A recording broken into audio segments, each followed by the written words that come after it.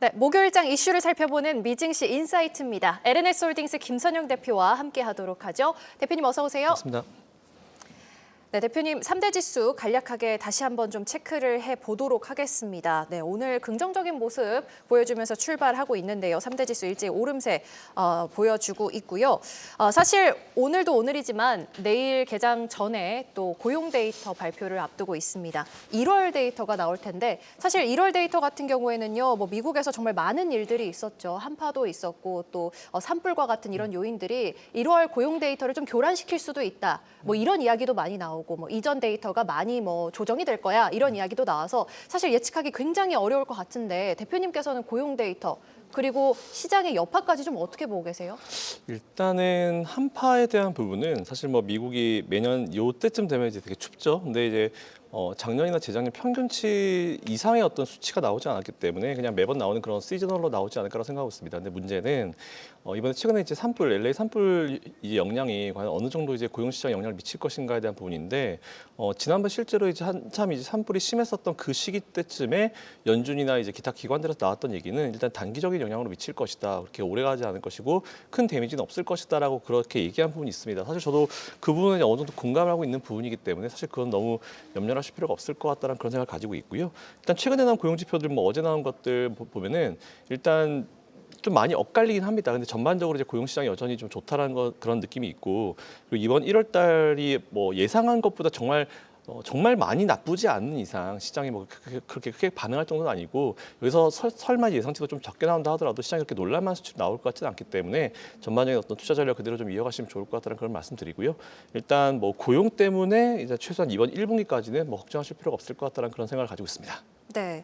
그리고 또 여쭤보고 싶은 게 사실 어제 나왔었던 소식입니다만 슈퍼마이크로 컴퓨터 오늘도 기분 좋은 상승을 보여주고 있죠. 3%대로 오르고 있고 어제도 8% 급등 마감했는데 엔비디아의 최신 칩이죠. 블랙웰 칩을 탑재한 이 AI 데이터 센터를 본격적으로 생산하겠다. 이런 소식이 나오면서 오늘까지 그 여파가 이어지고 있고 엔비디아의 주가도 말 나온 김에 한번 살펴보면 네, 1% 오름세 보여주고 있는데요.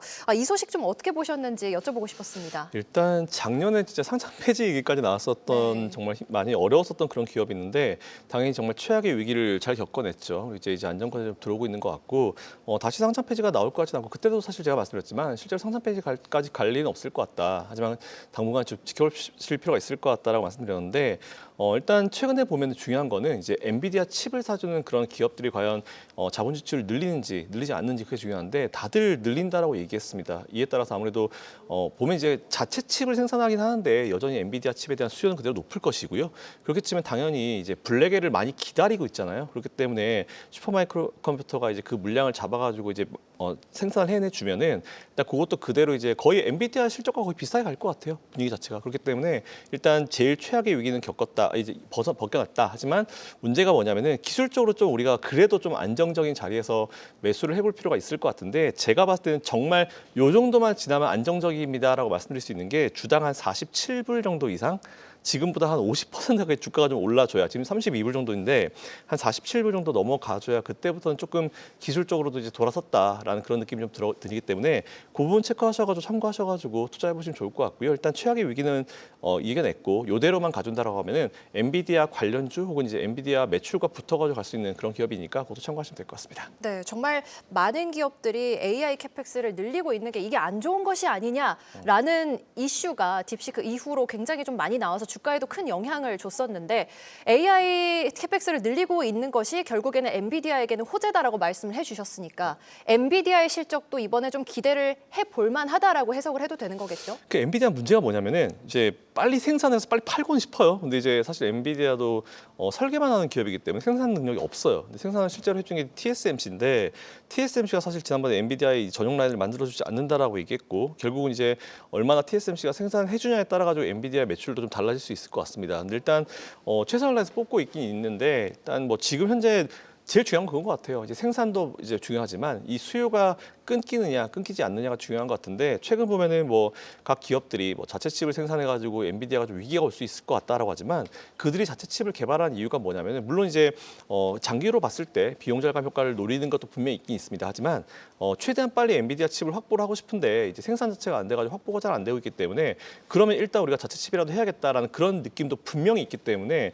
너무 걱정하실 필요가 없을 것 같다는 말씀드리고 네. 엔비디아는 뭐 눌림이 있을 때마다 뭐 매수 가능. 하지만 최근에 엔비디아 팔란티어 같이 왔다 갔다 하잖아요. 두 기업 모두 눌림이 오히려 나왔을 때는 좀 기다리셨다가 매수 전략을 취하셔도 제가 봤을 때 올해하고 내년까지는 충분히 가능하지 않을까라고 생각하고 있습니다. 네, 잘 들어봤습니다. 자, 그렇다면 오늘 대표님과 함께 나눠볼 이슈로 넘어가 보도록 하겠습니다. 자, 이제 오늘 장 마감 후에 그러니까 내일 새벽에 아마존의 실적이 나옵니다. 클라우드 3인방 중에 이제 좀 마지막으로 실적을 내놓게 된 아마존인데요.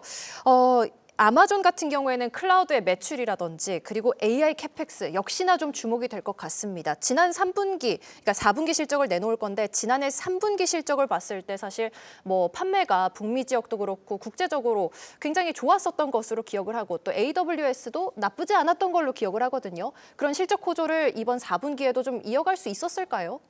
일단 아마존 제일 중요한 건 그런 것 같아요. 이제 시장 예상치 보면 이제 분명히 숫자는 잘 나왔는데 예상치가 너무 높았는데 그 정도밖에 안 나왔다 하면서 주가를 밀어버렸는데 아마존의 실적 예상치를 보니까 역시나 기대치가 좀 반영이 되어 있습니다. 그래서 저는 걱정이 뭐냐면 분명히 수치는 잘 나오고 예상치보다 잘 나올 텐데 그렇다 하더라도 시장이 많이 실망을 해버리게 되면 주가가 또 밀릴 수 있을 것 같다는 그런 생각이 좀 들긴 들어요. 근데 일단은 뭐 결론부터 말씀드리면 아마존이 만약 예를 들어서 그런 비슷한 상황이 발생해서 주가가 밀리면은 오히려 좀 기다리셨다가 이제 매수를 더 하실 수 있는 그런 기회로 삼으시면 좋을 것 같다는 결론부터 먼저 말씀을 드리고 내용을 들어가 보도록 하겠습니다.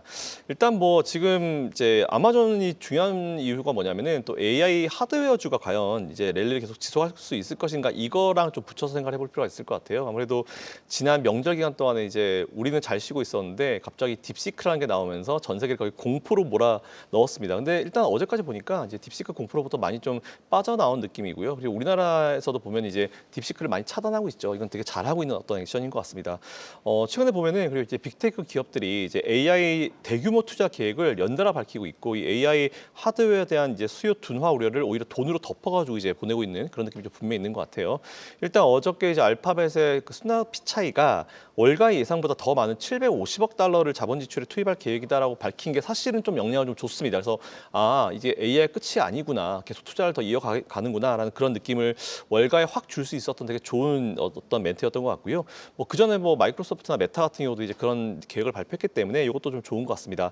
그리고 이제 어제 문제가 뭐냐면은 딱 하나 그냥 좀 찜찜한 거는 알파벳이 그 TPU죠. 그러니까 자체 개발한 반도체 TPU라는 게 있는데 요거를 확대하겠다라고 언급한 부분이 좀 주목되는 것 같은데 요거를 또 어떻게 연결시키냐면은 결국은 그러면 이제 엔비디아에 대한 어떤 의존도를 낮추려고 하는 것이 아닌가라는 그런 내용인데 요거는 뭐 앞에서 제가 말씀드린 그거랑 연결시키시면 될 것 같고요. 여전히 근데 또 추가적으로 뭐라고 했냐면은 엔비디아와의 어떤 강력한 관계는 이어가고 있다라고 얘기하면서 어쨌든 뭐 지금 칩 확보, 엔비디아 칩 확보 자체가 너무 어렵기 때문에 그 부분을 좀 자체 칩으로 좀 해결하는 그런 노력이 나오지 않을까라고 생각하고 있습니다. 근데 사실 이게 칩이라는 것 자체가 이제 아무리 좋다 하더라도 드는 이 물리적 시간이 있어요. 그렇기 때문에 당장 우리 거 해야지라고 해서 될 것 같았으면 다 했겠죠. 사실 이게 기술력 차이이기 때문에 쉽게 되지 않을 것 같다는 그런 말씀을 드리고 싶은데 사실 최근에 조금 실리콘밸리에서 들리는 얘기는 기술자들을 많이 빼서 이제 하고 있다는 얘기가 되게 많이 들려요. 엔비디아나 AMD 쪽에서. 근데 그게 어느 정도로 이제 과연 그런 기업들한테 이제 영향을 줄지는 좀 지켜볼 필요가 좀 있을 것 같습니다.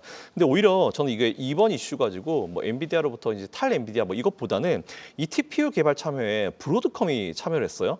그래서 오히려 이제 이렇게 되면 브로드컴도 뭔가 앞으로 이렇게 각 기업들마다 자체 칩을 생산을 할 때 여기서 이제 기존의 어떤 엔비디아의 범용 GPU에서 이제 맞춤형 GPU로 넘어가는 과정에서 브로드컴도 분명히 역할을 충분히 많이 할 수 있지 않을까라는 그런 생각이 좀 들어가지고 네. 오히려 이걸 봤을 때 엔비디아를 투자하지 말자가 아니고 오히려 이제 브로드컴을 한번 좀 우리가 투자를 해보고 공부를 해볼 필요가 있지 않을까. 라는 그런 생각이 좀 들었습니다. 네. 또 이제 여전히 빅테크 기업이 자체 AI 칩을 계속 늘려는 가겠지만 여전히 자본 지출 규모가 되게 엄청나요. 근데 이게 그 엄청난 이 규모 자체가 돈이 다 어디로 들어가겠냐? 뭐 엔비디아 쪽으로 들어갈 거기 때문에 뭐 수혜는 충분하다라는 그런 생각을 가지고 있습니다.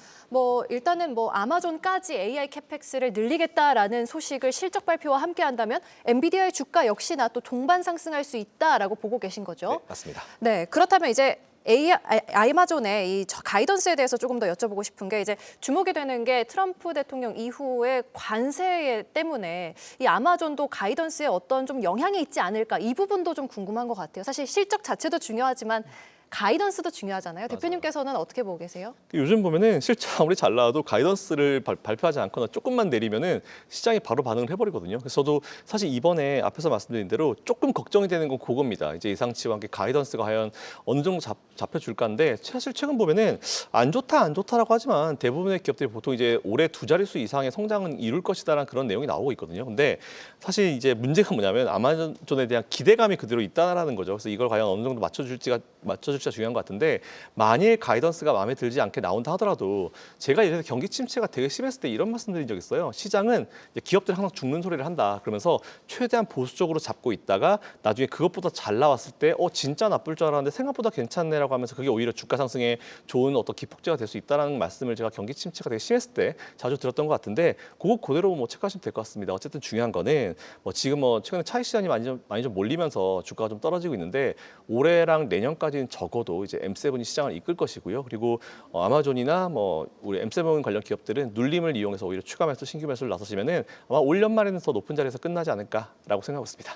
네, 잘 들어봤습니다. 아마존 현재 0.68% 오르고 있습니다. 지금까지 LNS홀딩스 김선영 대표와 함께했습니다. 대표님 도움 말씀 고맙습니다. 감사합니다.